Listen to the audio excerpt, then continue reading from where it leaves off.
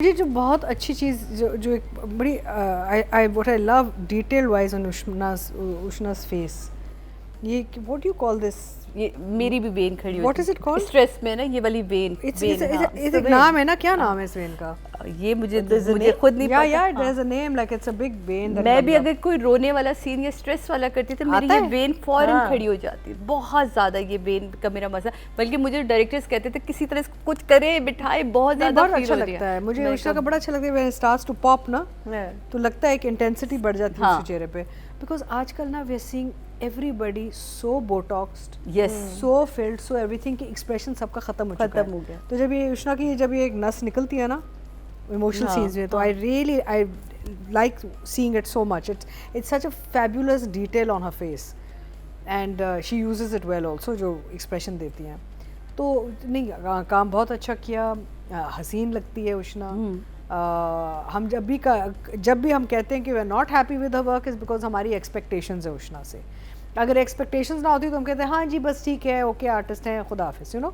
When we have expectations then we give a stronger critic, because we know कि हमने इसी artist के काम देखे हुए हैं अच्छे और पोटेंशियल कितना है, right. So I think in these episodes she is done a very fine job and I will give her an 8। Rahim और एमन जो इनकी जो एक रिलेशनशिप डेवलप हो रही है मिचोली, ये नहीं कि एक इमीडिएटली इश्क हो गया बचपना वाला, and he basically they are mature couple treading the waters very carefully, which is very obvious.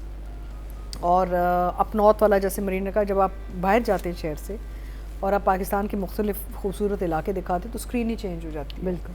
सो उसे एक आपको माहौल की एक फ्रेशनेस जो आती है ना, वो बिल्कुल ही अपलिफ्ट कर देता है कहानी को भी और मूड को भी एंड ओवरऑल स्क्रीन को भी। So I enjoyed the episodes very much. कहानी आगे बढ़ भी बहुत अच्छी रही है, चीज़ें खुल रही हैं।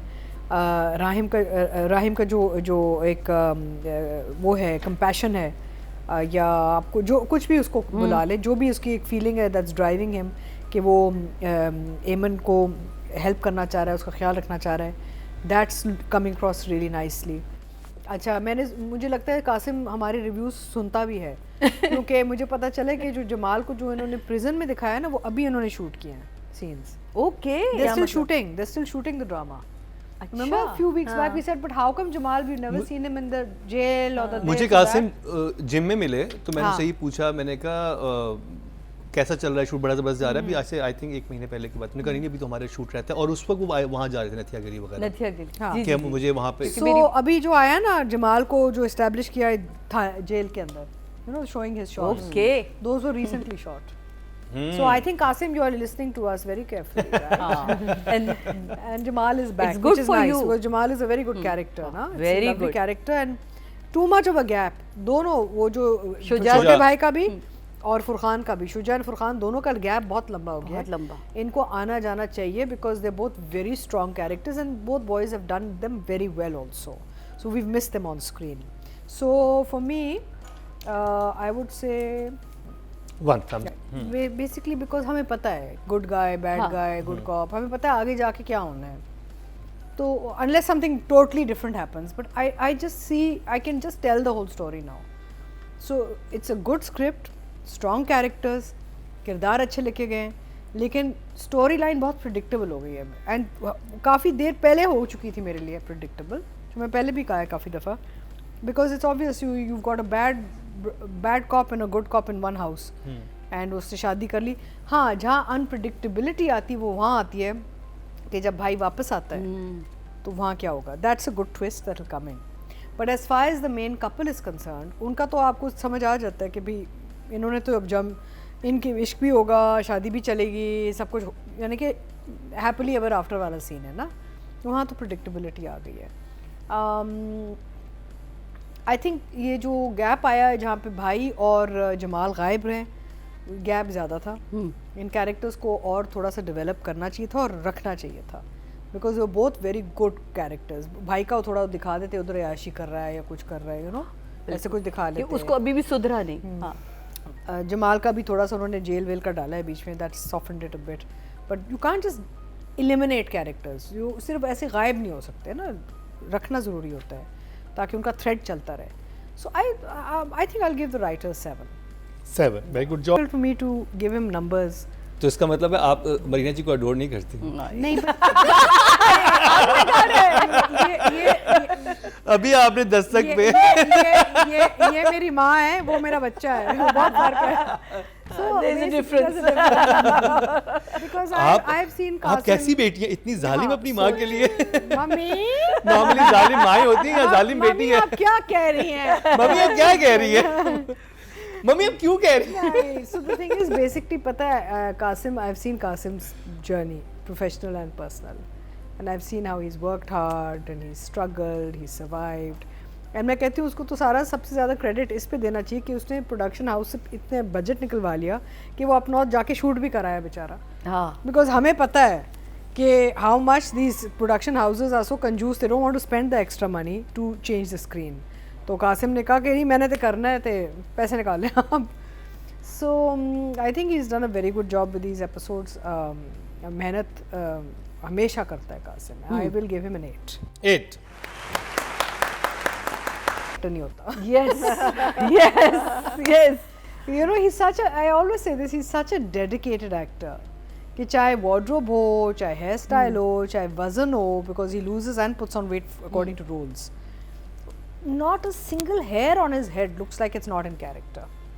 पता नहीं क्या एक ये लड़का जादू करता है, मुझे नहीं समझ आता। आई थिंक मुझे लगता है कि ये अपने काम से बहुत ऑनेस्ट है, बहुत ज़्यादा। और वो नजर आता है कि कुछ लोग जो होते हैं ना वो पैशनेट है, बहुत पैशनेट है, और वो पैशन जब एक्टर तो है ही अच्छे, आर्टिस्ट अच्छा और पैशनेट हो तो वो सोने पे सुहागा हो जाता है। और वो शहरियारी काम में नजर आता है कि वो मेहनत कर रहे हैं, जहाँ पे हमें बहुत सारे आर्टिस्ट मेहनत करते हुए नजर नहीं आ रहे होते। और आई थिंक शहरियार अपना वो होमवर्क डिटेल में करता है। डायलॉग डिलीवरी हमेशा ऑन स्पॉट होती है, expressions are fabulous and range बहुत है। यानी कि अगर वो रोमांस करता है तो वो पक्का रोमांस राइट, और अगर वो परेशानी करता है तो पक्की परेशानी करता है। कोई कच्चा गेम है ही नहीं इधर। ही इज़ अ वेरी पक्का craftsman and overall facade and craft का बहुत ही अच्छा कॉम्बो है। So for these 2 episodes I will give Shahryar 9। और मैंने आप लोगों की बात सुन के एक चीज़ मेरे दिमाग में डीकोड हुई। हमने अपने ऐश के जुनून के उसमें किया था कि डायरेक्टर ज़्यादा ध्यान दे रहा था शहरियार पे। हमारी ये बात हुई थी, डिस्कशन हुई थी कि क्यों वो नादिया ने भी बात की थी कि ये मुझे अब समझ आता है कि जब एक स्कूल में जब टीचर होता है ना तो वो जो बच्चा ज्यादा मेहनत कर रहा होता है ना, आपका ऑटोमेटिकली उससे आपके ज्यादा उस पे ज्यादा कि ये घर से काम करके आया हुआ है। जब क्योंकि अगर शहरियार बैठता होगा डायरेक्टर के साथ, वो डिस्कस करता होगा ये सीन ऐसे, ये ऐसे सीन है, और वो जब 2 ब्रेन मिलके उस पर डिस्कशन करते होंगे तो वो सीन की क्लैरिटी भी ज्यादा आती होगी और डायरेक्टर का डेफिनेटली फोकस उस तरफ जाता होगा। और मेरा ख्याल है उष्णा भी ये करती है तो उनकी तरफ भी ऐसे ही डायरेक्टर का फोकस जाता है। ये कोई जान की चीज मेरे ख्याल कोई नहीं कर रहा होगा, ये पैशन की बात है। मैं आपको एक बात बताऊं, जब मैं परफॉर्मेंस कर रही होती हूँ अच्छी बुरी व्हाटएवर, लेकिन जहाँ मुझे लग रहा है कि यार मैंने एक्स्ट्रा एक इसमें आज कुछ डाला है, वो director immediately picks up on it. वो जब मॉनिटर पे बैठे होते हैं ना, वो आपके चेहरे पे ही एक बात पता चल जाता है इमीडिएटली। भी डायरेक्टर जो मेहनत डबल कर देता है कि यार ये एक्टर जो है इनकी तरफ से मेहनत है तो हमारी तरफ से भी ये मुझे कुछ देने की कोशिश कर रहे हैं and I need to do good. और आई थिंक जब एक्टर डायरेक्टर डिस्कशन करते हैं सीन से पहले, और मेरा ख्याल है शहरियार करते होंगे, जो मुझे आइडिया हुआ है कि जब भी उनमें उनके जो सीन्स हैं वो बहुत बेहतर नजर भी आ रहे होते हैं बाकी सबके मुकाबले में, तो डायरेक्टर का विजन भी तो खुलता होगा ना, अच्छा इस तरीके की चीज को ऐसे भी कर सकते हैं। मैं आपको एक और बात बताऊं, as an actor I can say this, especially now after spending so many years on screen, दूसरा ये कि हम ना बहुत सेंसिटिव लोग होते हैं, वैनिटी भी बहुत हाई होती है, पूरी ज़िंदगी लोगों ने हमारी वाह की होती है। सही।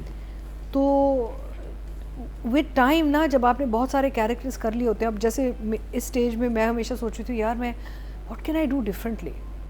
आप अपने आप को चैलेंज जब कर रहे होते हैं ना, तो आपकी बहुत सारी चीज़ें, स्ट्रेस भी बढ़ा हुआ होता है, आपकी अपनी इनसिक्योरिटी बड़ी होती है कि I don't want to be predictable, I don't want to be what I have been all this while, how can I do it differently? तो एक्टर के इमोशनल challenges बहुत होते हैं। एंड किसी ने मुझे अभी रिसेंटली कहा कि मेंटल हेल्थ की जब हम बात करते हैं कि even though we are faking our moods, the brain the mind still absorbs. तो जब हम सीरियस ड्रामा कर रहे होते हैं, जब हम टॉक्सिक सीन्स कर रहे होते हैं, ये सब हमारे साथ घर जाता है। वाह, बिल्कुल सब हमारे साथ घर जाता है और हमें बहुत शेडिंग लोड शेडिंग करनी होती है कि भाई Seriously. कैसे हम इसको, समटाइम्स हमें एहसास भी नहीं होता, Drain हो फैमिली जाते मेंबर्स पे हैं, भी निकल बिल्कुल, रहा होता है, यू नो, बिल्कुल। It's a very tough emotional journey we go through. Audience की बात करी जाए, इस हफ्ते हम जी sorry Just want to say, Sheryar and Sonia starting company, okay production Yeah. company. So want to Sonia wish-